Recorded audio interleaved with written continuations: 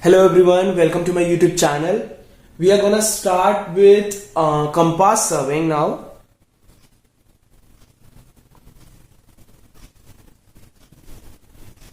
See, along with linear measurements, you also require to measure the angular measurements. So for angular measurements, what do you require? You require a compass. What is a compass? A compass is basically an instrument that has a needle placed that points towards north and south, the magnetic flux direction, and it is used to measure the bearings. What is bearing? Bearing is actually called as the angle that is measured with respect to a certain line of sight.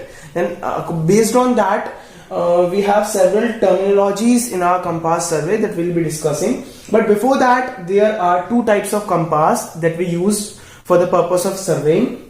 One is the prismatic compass and second is the surveyor compass. Now, it is important to learn the difference between the two. For university purposes, I guess you all might have used the prismatic compass and not the surveyor compass. So what is the difference between both the two? The very first difference lies in the card ring. See, there is a card ring inside the compass which has some graduations. So the card ring that has the graduations on which all the degrees are marked, that is attached with the needle in the case of prismatic compass. The card ring is attached with the needle. As the needle moves, the card ring will definitely move. But along with the line of sight, it does not move. But in the case of surveyor compass, the card ring that has the graduations is attached with the box.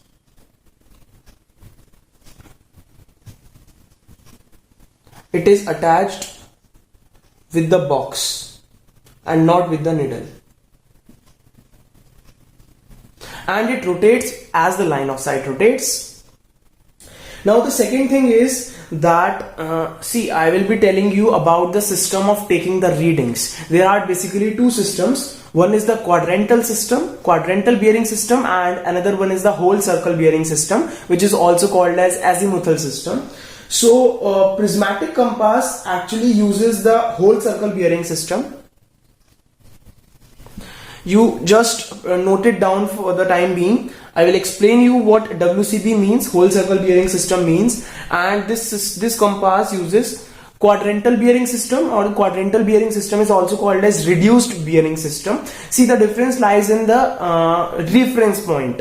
In whole circle bearing system, actually we take the readings with respect to north only, but in quadrantal bearing system we take the readings with respect to north or with respect to south, depending on the survey line being close to north or south. If the survey line is close to north, then we'll take the reading with respect to north. If the survey line is close to south, then we'll take the reading with respect to south direction. Now the third difference is that in the prismatic type of compass, the graduations are inverted. What do we do? See, in prismatic compass, we actually take the readings with the help of a mirror prism. In the prism, we do not actually look at the readings. Instead, we look at that prism, and that prism shows us the reading. So prism is actually a kind of mirror. So when we will look at the mirror, we need the readings to be inverted. The readings compass के ऊपर लिखी होनी चाहिए वो उल्टी लिखी होनी चाहिए, जिससे कि जब हम प्रिज्म के थ्रू उन रीडिंग्स को नोट करें तो हमें वो सीधी दिखाई दे. इसलिए इसमें जो हमारी ग्रेजुएशंस होती हैं वो इन्वर्टेड होती हैं, इन्वर्टेड ग्रेजुएशंस. और इसमें जो ग्रेजुएशंस होती हैं वो इरेक्ट होती हैं, एकदम एज इट इज ग्रेजुएशंस होती हैं, क्योंकि हम इसमें डायरेक्टली ग्रेजुएशंस को, आप डायरेक्टली रीडिंग्स को नोट करते हो without the use of prism. Now इसमें एक चौथा डिस्टिंक्शन सीधे सीधे यही आ गया कि इसमें हम प्रिज्म यूज करते हैं, इसमें कोई प्रिज्म यूज नहीं होता. We do not use any prism, we directly note down the readings. और इसमें जो है आप बिना ट्राइपॉड के भी रीडिंग्स ले सकते हो। आप कंपास को डायरेक्टली अपने हाथ में पकड़ के सारी रीडिंग्स ले सकते हो, लेकिन इसमें जो है आपको ट्राइपॉड की जरूरत पड़ेगी ही पड़ेगी। Tripod is necessary. इसमें ट्राइपॉड आप लो चाहे ना लो, आपकी मर्जी है। Is optional, we can say the tripod is optional. So these are the differences between the prismatic compass and the surveyor compass, and they can be asked in conventional examinations as well as in objective examinations. Now see, you might have studied about the systems of angle measurements. We have basically two important systems of angle measurements. One is the sexagesimal, and second is the R system. You all are well aware of the R system. You all can read clocks easily. So one circumference in R system, one circumference is equal to 24 hours, and 1 hour is equal to 60 minutes, and 1 minute is equal to 60 seconds. But sexagesimal system, which is used in the compass survey, it has one circumference equals to one circumference is equals to 360 degrees.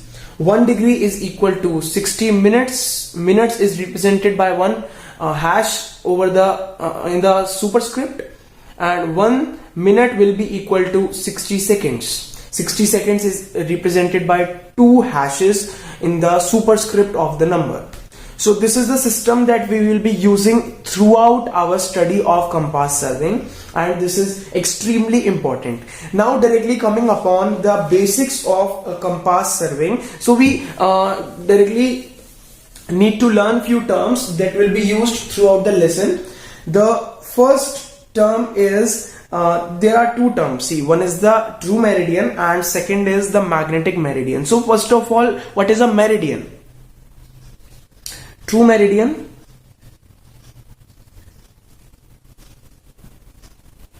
and magnetic meridian. आपको जब भी कोई, suppose कीजिए आपकी ये सर्वे line है, ये आपका नॉर्थ डायरेक्शन है, तो आप जब भी कोई रीडिंग्स लोगे तो या तो आप नॉर्थ के रिस्पेक्ट में लोगे या साउथ के रिस्पेक्ट में लोगे। अभी हम इस टाइम बीइंग के लिए ये एज्यूम कर लेते हैं कि हम नॉर्थ के रिस्पेक्ट में सारी रीडिंग्स ले रहे हैं। तो अगर आपकी ये सर्वे लाइन है, अगर आपको इसकी रीडिंग नोट करनी है कि इसका क्या एंगल है, तो आप इस नॉर्थ के रिस्पेक्ट में ये एंगल को मेजर करोगे। तो जिस भी लाइन के रिस्पेक्ट में आप कोई एंगल को मेजर करते हो, तो ये हमारा एक रेफरेंस हो गया, तो इसे हम मेरिडियन कहते हैं। अब ट्रू मेरिडियन क्या हो गया और मैग्नेटिक मेरिडियन क्या हो गया? आप सब ये जानते हैं कि नॉर्थ और साउथ पोल्स हैं अर्थ पे, तो जो नॉर्थ और साउथ पोल को एक इमेजिनरी लाइन ज्वाइन कर रही है वो होता है हमारा ट्रू मेरिडियन। बट आप ये भी जानते होंगे कि जो कंपास होता है वो जो नॉर्थ साउथ डायरेक्शन शो करता है वो मैग्नेटिक नॉर्थ साउथ शो करता है, ना कि एक्चुअल नॉर्थ साउथ शो करता है। अगर आपकी ये नॉर्थ और साउथ डायरेक्शन है जो कि ट्रू नॉर्थ और साउथ है, ये एक्चुअल नॉर्थ है अर्थ का, ये अर्थ का एक्चुअल साउथ है, लेकिन आप जब कंपास को फ्रीली सस्पेंड करोगे तो वो जो नॉर्थ और साउथ की डायरेक्शन दिखाएगा वो कुछ ऐसी दिखाएगा या फिर कुछ ऐसी दिखाएगा, बट वो एक्चुअल नॉर्थ साउथ डायरेक्शन कभी नहीं दिखाएगा। So this north south that is shown by the compass or by the needle of a compass is called as magnetic meridian, और true meridian होता है जो actual north south line होती है अर्थ की, उसे हम true meridian कहते हैं। So these are the basic differences between true meridian and magnetic meridian. अब क्योंकि true meridian stable है, नॉर्थ साउथ डायरेक्शन जो एक्चुअल है अर्थ की वो कभी चेंज नहीं होगी, बट जो मैग्नेटिक मेरिडियन है वो हमेशा फ्लक्चुएट करता रहता है। वो मैग्नेटिक मेरिडियन कभी फिक्स्ड नहीं है। तो आप जो रीडिंग ले रहे हो वो आप अपने कंपास के मैग्नेटिक मेरिडियन के हिसाब से ले रहे हो। तो व्हाट विल यू वांट, आपका क्या डिजायर होगा? आपका ये डिजायर होगा कि हमने जो भी एंगुलर मेजरमेंट लिया है वो हमेशा स्टेबल रहे। तो आपने जो रीडिंग्स ली है मैग्नेटिक मेरिडियन के रिस्पेक्ट में, आप उनको ट्रू मेरिडियन के रिस्पेक्ट में लेना चाहोगे, तो इसलिए आप हमेशा जो रीडिंग्स अपनी कन्वर्ट करते हो वो ट्रू मेरिडियन के रिस्पेक्ट में करते हो, जिससे कि हमेशा वो रीडिंग्स अगर आप 10 साल बाद भी देखो तो मैग्नेटिक मेरिडियन चेंज हो चुका होगा, लेकिन ट्रू मेरिडियन सेम रहेगा। इसलिए आप ट्रू मेरिडियन के रिस्पेक्ट में अपनी रीडिंग्स को मैनिपुलेट कर देते हो। तो this is true meridian and magnetic meridian. अब बात आती है ट्रू बियरिंग और मैग्नेटिक बियरिंग की। पहले बियरिंग क्या होता है ये समझ लेते हैं, फिर समझेंगे कि ट्रू और ये मैग्नेटिक बियरिंग क्या होता है। तो बियरिंग क्या है? बियरिंग बेसिकली एंगल है। अगर आप ट्रू नॉर्थ के रिस्पेक्ट में कोई भी, सपोज कीजिए आपकी ये सर्वे लाइन है, ये एक्स वाई, तो आप अगर ये रीडिंग ले रहे हो तो ये आपका वो कहलाएगा बियरिंग कहलाएगा। ये क्या है? आपका मेरिडियन है। अब ये ट्रू है या मैग्नेटिक है, ये चीज पे ही डिपेंड करेगा कि बियरिंग ट्रू बियरिंग कहलाएगी या मैग्नेटिक। अगर आप एक्चुअल अर्थ की नॉर्थ साउथ के रिस्पेक्ट में अपनी सर्वे लाइन का एंगल मेजर कर रहे हो तो वो जो बियरिंग है, वो जो एंगल है, वो कहलाएगी ट्रू बियरिंग। और अगर आप कंपास की हेल्प से मेजर कर रहे हो, आप कभी भी ट्रू बियरिंग मेजर नहीं कर सकते, आप हमेशा मैग्नेटिक बियरिंग मेजर कर सकते हो, क्योंकि आप कंपास से निकाल रहे हो अपनी बियरिंग। और कंपास जो मेरिडियन शो करता है वो मैग्नेटिक मेरिडियन शो करता है। तो सपोज कीजिए ये आपका कंपास की नीडल है, नॉर्थ एंड साउथ, एरो हमेशा नॉर्थ की डायरेक्शन में होता है। तो अगर आपने, ये आपकी सर्वे लाइन है और आपने इसकी रीडिंग ये ले ली, सपोज कीजिए आ रहा है 60 डिग्री, तो आपका ये 60 डिग्री एक बियरिंग है और ये मैग्नेटिक बियरिंग है क्योंकि आपने कंपास की हेल्प से लिया है। अब आप इसको ट्रू बियरिंग में कन्वर्ट कर सकते हो तो ये ट्रू बियरिंग कहलाएगा। वो कैसे करते हैं वो हम आगे सीखेंगे। तो this is about true bearing and magnetic bearing. अब बात करते हैं मैग्नेटिक डेक्लिनेशन क्या होता है। तो मैग्नेटिक डेक्लिनेशन मैंने आपको बताया, ट्रू मेरिडियन और मैग्नेटिक मेरिडियन हमेशा अलग अलग सेपरेट होते हैं कुछ एंगल से। तो जो उनके बीच का एंगल होता है, सपोज ये अर्थ का नेचुरल नॉर्थ साउथ डायरेक्शन है और सपोज ये मैग्नेट का नॉर्थ साउथ डायरेक्शन है, तो ये जो एंगल होगा theta, that will be called as magnetic declination. This is very important, ये throughout the topic use होने वाला है। अब एक टर्म और आता है जिसे हम कहते हैं मैग्नेटिक डिप। तो डिप क्या होता है? जब आप अपनी मैग्नेट को, जब आप अपने कंपास को फ्रीली सस्पेंड करोगे तो वो नॉर्थ साउथ डायरेक्शन में पॉइंट करेगा। वो जो नीडल है आप देखेंगे कि वो हॉरिजॉन्टल से कुछ इंक्लिनेशन बनाएगी। अगर ये आपकी नीडल है तो वो हमेशा ऐसे हॉरिजॉन्टल ना रह के कुछ इस तरीके से टिल्ट रहेगी। तो ये जो इसका टिल्टिंग एंगल है हॉरिजॉन्टल और नीडल के बीच का, यही कहलाता है angle of dip. This is extremely important. Poles पर ये 90 डिग्री होता है और इक्वेटर्स पर ये 0 डिग्री होता है। अब 90 डिग्री मतलब वो, हाँ, जो आप कंपास के ऊपर ग्लास होता है वो उसको ब्रेक करके 90 डिग्री एंगल बनाएगा, और इक्वेटर पे बिल्कुल परफेक्टली हॉरिजॉन्टल होती है निडल। तो this is called as angle of dip और we can say it as magnetic dip. अब मैंने आपको बताया कि मैग्नेटिक मेरिडियन जो है, यानी कि मैग्नेटिक नॉर्थ साउथ, वो कभी भी स्टेबल नहीं रहता है, वो हमेशा चेंज होता रहता है। ऑल्दो वो आप अगले दिन देखो तो ये नहीं कह पाओगे कि हाँ 1 डिग्री का चेंज हो गया या 1 सेकेंड का, बहुत ज्यादा माइन्यूट चेंज होता है, but still it changes through out the year, through out the season, हमेशा वो चेंज होता रहता है। तो अब उसमें जो वेरिएशंस आते हैं वो किस बेसिस पर वेरिएशंस होते हैं? Variations in magnetic declination. अब जो मैग्नेटिक डेक्लिनेशन है उसमें वेरिएशंस आते हैं। अब 4 तरह के वेरिएशंस होते हैं। पहला वेरिएशन है एनुअल वेरिएशन, ये हर साल वेरिएशन आता है। दूसरा है डायअर्नल वेरिएशन, ये क्या होता है? ये डेली वेरिएशन होता है। Although this is almost negligible, but daily हमारी मैग्नेटिक नॉर्थ साउथ जो है वो चेंज होती रहती है। ये हमारी एक्चुअल है, ये हमारी मैग्नेटिक है, एन एम से रिप्रेजेंट करते हैं, इसको एन एक्चुअल से रिप्रेजेंट कर रहे हैं। तो ये हमेशा चेंज होती रहेगी, कभी यहां गई, कभी यहां आ गई, कभी ये इस डायरेक्शन में भी चली जाएगी, वेस्ट ईस्ट में दोनों डायरेक्शन में जाती है ये। तो ये चेंजेस इसमें आते ही रहते हैं। एनुअल भी आते हैं, डायअर्नल भी आते हैं, सेक्युलर भी आते हैं।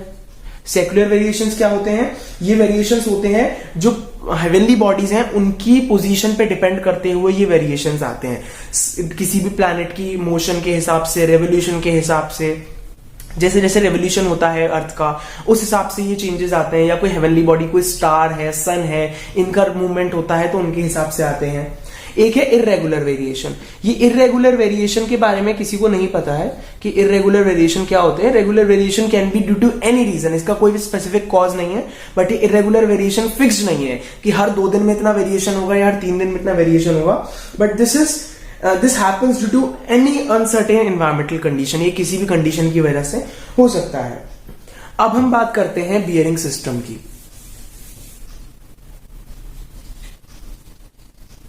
मैंने आपको स्टार्टिंग में बताया था कि प्रिज्मेटिक कंपास में WCB यूज होता है, सर्वेयर कंपास में क्वाड्रेंटल बियरिंग सिस्टम होता है। तो यही बियरिंग सिस्टम है कि आप जो एंगल की रीडिंग लोगे।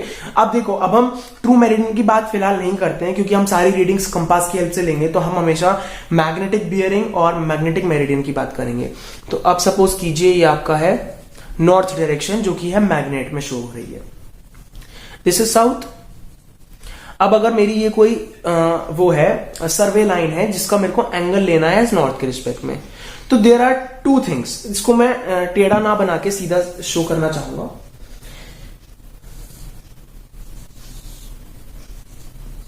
ये है हमारा मैग्नेटिक मेरिडियन, ये है मेरा साउथ, ये है मेरा वेस्ट, ये है मेरा east. Suppose this is the line जिसका मेरे को बियरिंग मेजर करना है, और एक है मेरा ये लाइन, इसका मेरे को बियरिंग मेजर करना है। सपोज एक ये लाइन, ये इसको आप 4 लाइन मान लीजिए। तो एक है WCB बोले तो होल सर्कल बियरिंग, और इसको आप कहते हो एजीमुथल बियरिंग सिस्टम। ये नाम भी बहुत इंपॉर्टेंट है, आपको WCB ना देके कभी वो एजीमुथल बोल सकता है, तो you should not confuse. WCB और azimuthal bearing system are one and the same. In WCB system, whole circle bearing system, what do? We measure the bearing or the angle of the line with respect to north only. ये this and this, ये suppose 40 degree हो गया, ये हमारा हो गया suppose 90 plus हो जाएगा तो 100 डिग्री मान लो। This will be 180 plus 195 degree मान लो, and this will be 270 plus 290 degree मान लो। तो this will be the method in which we will measure our bearings. तो इसमें हमेशा बियरिंग्स 360 डिग्री से कम होगी और 0 डिग्री से ज्यादा होगी। 0 डिग्री भी हो सकती है और 360 डिग्री और 0 डिग्री एक ही चीज है। तो ये आपका सिस्टम हो गया। दूसरा सिस्टम क्या है आपका? दूसरा system is quadrantal bearing system. इसको आप रिड्यूस्ड बियरिंग सिस्टम भी कहते हो, ये भी चीज याद रखना। इसमें क्या है, this is your north, this is south, this is west and this is east. अगर आपकी ये सर्वे लाइन है, अगर आपको इसका एंगल लेना है तो आप ये देखिए कि ये नॉर्थ के ज्यादा पास है या साउथ के ज्यादा पास है। तो ये नॉर्थ के ज्यादा पास है, तो आप इसको नॉर्थ से मेजर करेंगे। तो इसकी रीडिंग को एक डिनोट करने का तरीका है, जैसे WCB में आप सिंपली 260 डिग्री लिख देते हैं, 360 डिग्री लिख देते हैं, 110 डिग्री लिख देते हैं, बट इसमें आपको डिनोट करने का एक प्रोसीजर है। देखिए, जो रीडिंग्स ली जाती हैं वो हमेशा क्लॉकवाइज डायरेक्शन में ली जाती हैं, कभी भी एंटी क्लॉकवाइज डायरेक्शन में आप बियरिंग्स मेजर नहीं करते हैं। Do remember this very important point.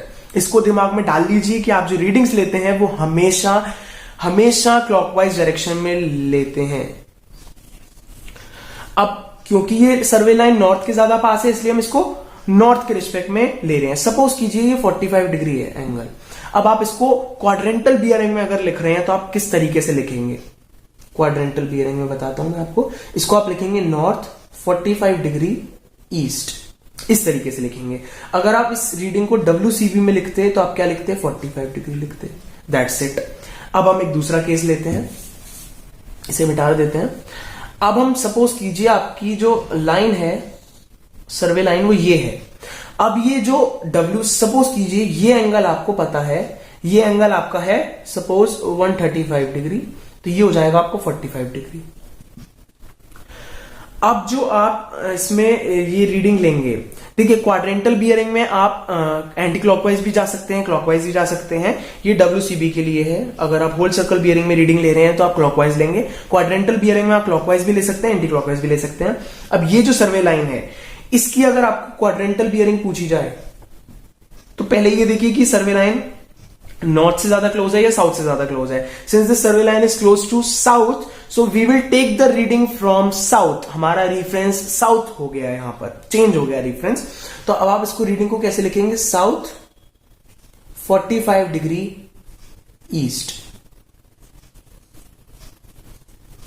Since this is between east and south, इसलिए साउथ 45 डिग्री ईस्ट। अब आप इसको अगर WCB में लिखते तो आप सिंपली लिख देते 135 degree. As simple as that. Now changing to the next quadrant. This is north, this is west, this is east, this is south. अब है मेरा ये है मेरी सर्वे लाइन। सपोज कीजिए दिस इज 20 डिग्री। ये कितना होता है आपको पता है, 180 डिग्री होता है। अगर आप इसको WCB में लिखते तो आप नॉर्थ से मेजर कीजिए, ये कितना हो जाएगा 200 degree. As simple as that. Quadrantal bearing north से ज्यादा क्लोज है, साउथ से ज्यादा क्लोज है, साउथ से ज्यादा क्लोज है, साउथ से 20 डिग्री पर, तो south 20 degree west, simple as that. Next case, north, south, west, east, this is our survey line. Suppose this is 45 degree. WCB north से क्लॉकवाइज डायरेक्शन में यहां तक जाना है, तो 360 में से 45 डिग्री माइनस कर दीजिए, 325 degree, sorry 315 degree. This will be our WCB। अब हम क्वाड्रेंटल बियरिंग में देखिए तो नॉर्थ से ज्यादा क्लोज है या साउथ से ज्यादा क्लोज है, नॉर्थ से ज्यादा क्लोज है। किन दो लोकेशंस के बीच में लाई कर रहा है, नॉर्थ और वेस्ट के। हमेशा नॉर्थ और साउथ को स्टार्टिंग में लिखा जाता है, वेस्ट और ईस्ट को लास्ट में लिखा जाता है। This will be north 45 degree west. इन दो से आप क्वाड्रेंट डिसाइड कर सकते हो, नॉर्थ वेस्ट है, नॉर्थ ईस्ट है, साउथ ईस्ट है, साउथ वेस्ट है। और एंगल से आप ये डिसाइड कर सकते हो कि वो कितना एंगल है। बीच वाला एंगल बताता है आपको साउथ के क्लोज। अगर आपको पूछा जाए south 30 degree, suppose I ask you locate करो साउथ 30 डिग्री वेस्ट, तो साउथ और वेस्ट के बीच में है और साउथ से 30 डिग्री बना रहा है। So this is south 30 degree west. South 30 degree east क्या होगा, ये होगा यहां से 30 डिग्री। रिफरेंस हमारा हमेशा नॉर्थ या साउथ रहेगा, वेस्ट और ईस्ट कभी भी हमारा रिफरेंस नहीं रहेगा। सो ये चीज दिमाग में रखिए। इससे रिलेटेड न्यूमेरिकल्स में क्या पूछा जाता है, convert WCB to QB, convert QB to WCB, और convert reduce bearing to azimuthal bearing, और convert azimuthal bearing to reduce bearing. We will solving many numericals on this and further many more topics.